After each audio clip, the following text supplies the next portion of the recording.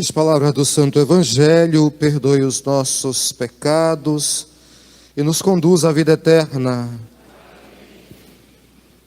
Dai graças ao Senhor de novo. Vamos cantar o refrão do Salmo.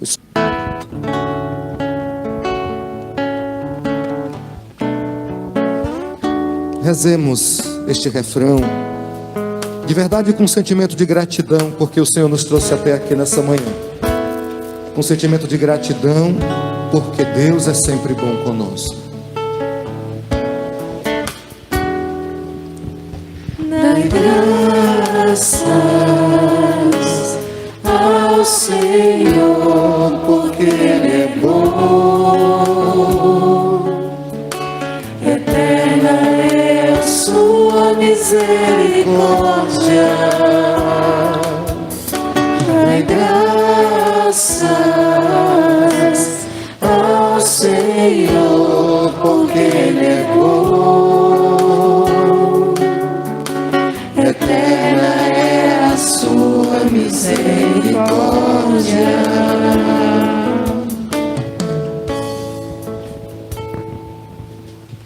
É preciso que nós entendamos o eco deste salmo. Nós estamos celebrando, irmãos e irmãs, providencialmente, o segundo domingo da Páscoa, também chamado Domingo da Misericórdia, uma graça dada à Igreja por inspiração do Espírito Santo, ao Santo Padre, o Papa São João Paulo II, que rezando achou por bem instituir este segundo domingo como Domingo da Misericórdia, atento ao testemunho espiritual de unidade ao coração de Deus, dado por Santa Faustina.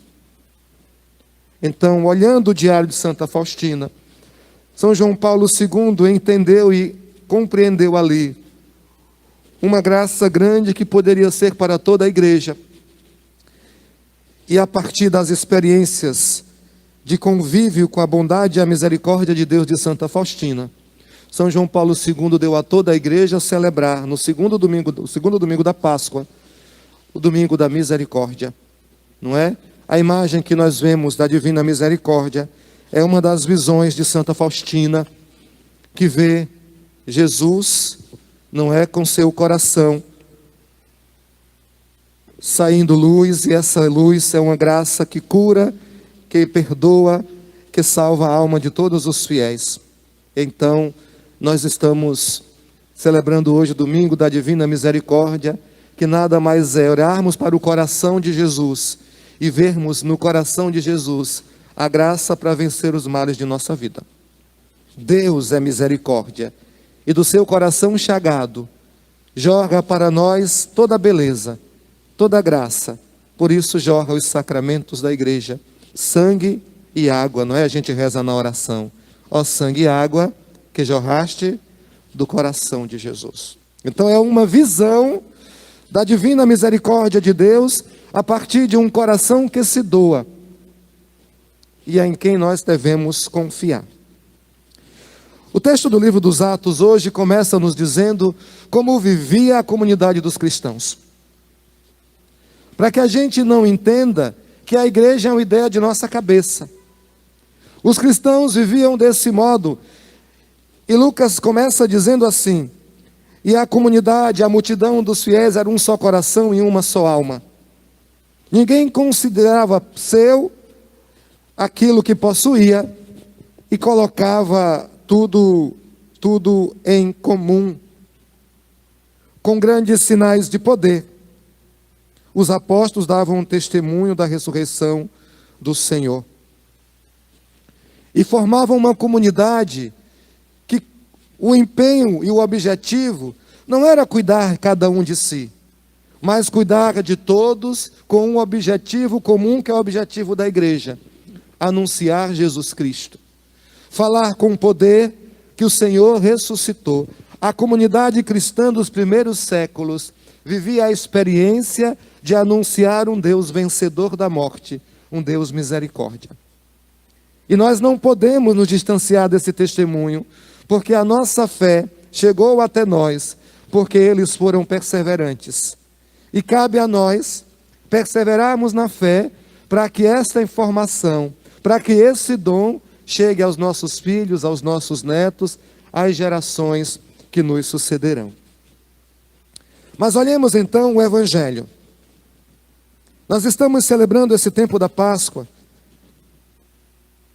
e nós estamos diante hoje do testemunho de Tomé. Mas padre, Tomé deu testemunho? Deu sim. Nós chamamos esse texto do texto da confissão de fé de São Tomé. Jesus entra no cenáculo. E daquela primeira vez, São Tomé não estava. E disse, eu só acredito vendo. Se eu não tocar as mãos onde os cravos furaram, se eu não ver as feridas, eu não acreditarei. Tomé tem sua experiência de vida, mas o que se apresenta aqui é a incredulidade dita por Jesus de alguém que muitas vezes pode caminhar com Cristo, viver na igreja, subir e descer nas pastorais, rezar terço, debulhar rosário, fazer novena, fazer trezena e não estar convertido. Tomé era amigo próximo do Senhor, um dos seus apóstolos, não é qualquer discípulo. E ainda assim, Tomé não viu na profissão de fé da igreja a verdade que deveria ver. Mas o Senhor sempre nos resgata das nossas incredulidades. E Jesus entra no meio deles e olha que coisa bonita. Sempre que eu escuto esse texto, eu tenho mais coragem de seguir o caminho na luta pelo Evangelho e pelo bem. Toda vez que Jesus reúne os seus e está no meio deles, o primeiro dom que Jesus nos dá é o dom da paz. A paz esteja convosco. E soprando sobre eles, disse, recebei o Espírito Santo. Os pecados que vocês perdoarem serão perdoados. Os pecados que vocês não perdoarem serão retidos. Jesus está falando aos 12, aliás, aos 11 ainda, não é? Jesus está falando aos 11. Jesus não está falando todos os cristãos têm o poder de absolver os pecados. Aos cristãos cabe perdoar a quem lhes ofendeu. Mas absolver todos os pecados é uma missão que Jesus dá à sua igreja, ao ministério ordenado, aos apóstolos, e esse, por conseguinte, vai transmitindo aos seus sucessores. Então, se alguém tem dúvida sobre o sacramento da confissão, está aqui. Os pecados que vocês perdoarem serão perdoados. É Jesus quem diz que os sacerdotes podem perdoar pecados. Para que ninguém fique procurando confusão e sendo um católico protestante que não acredita no sacramento da confissão e passa a vida toda na igreja dizendo assim, eu me confesso diretamente a Deus. Isso é a desculpa mais esfarrapada de quem não tem humildade de diante de Deus se reconhecer pecador. Mas o padre também é pecador. Muito bem. Então você vai deixar de ir ao médico, porque o médico também fica doente. A gente precisa usar a inteligência para que Deus faça morada em nós, e não para expulsá-lo da nossa presença. Então o Senhor dará à igreja este divino mandato de oferecer misericórdia ao mundo, de oferecer a cura da alma pelas palavras de Jesus. Em nome dele, os pecados são perdoados e o são. O que Deus faz, não desfaz. E esta mesma igreja, que se reúne e se alegra com a presença do Senhor, recebe Jesus a cada momento em que estão trancados e com medo. Não é à toa que o Evangelho diz, estando fechadas as portas por medo dos judeus. O Evangelho está admitindo que nós podemos ter medo sim. Mas também devemos acolher o remédio que Jesus nos dá, a paz. A paz esteja com vocês. E nos dá uma missão hoje, como igreja. A missão de levar o seu nome como penhor de misericórdia. Recebam o Espírito Santo. Então não é em nosso nome, mas é na força de Deus que a igreja desempenha a sua missão. E diz: ofereçam misericórdia. Os pecados que vocês perdoarem serão perdoados. E aí nós encontramos, nesta passagem do momento do texto, a figura de Tomé. Jesus retorna ao cenáculo, e naquele dia Tomé está lá. E Jesus vai para se dirigir diretamente a Tomé. Tomé, vem aqui, põe as mãos aqui, põe o teu dedo aqui do meu lado, e não sejas incrédulo, mas fiel. Jesus nos chama a atenção nesse texto, que muitas vezes nós podemos amar Cristo com uma força imensa, que nós podemos dizer o nome dele e se emocionar a cada vez que dizemos: Jesus é o amor da minha vida.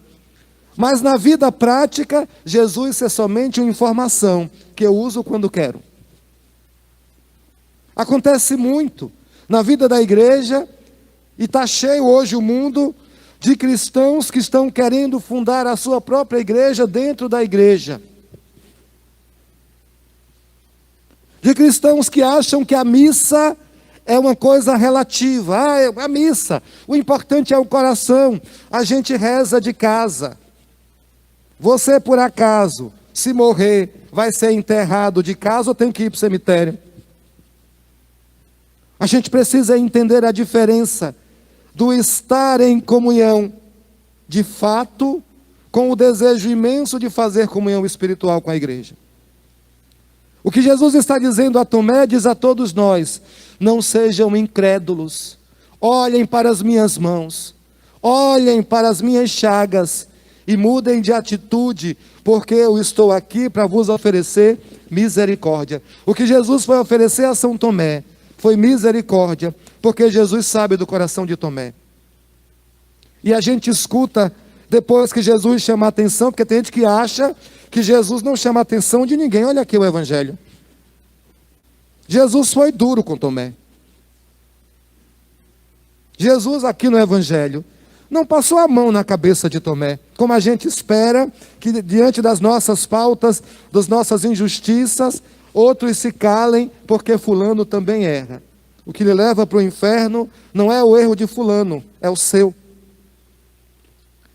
E Jesus diz a Tomé: você não seja incrédulo, mas fiel.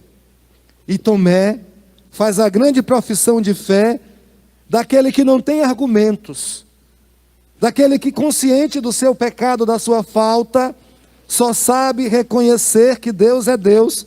E Tomé diz a Jesus: meu Senhor e meu Deus. Como quem diz assim: eu sinto amargura de não ter acreditado, Senhor.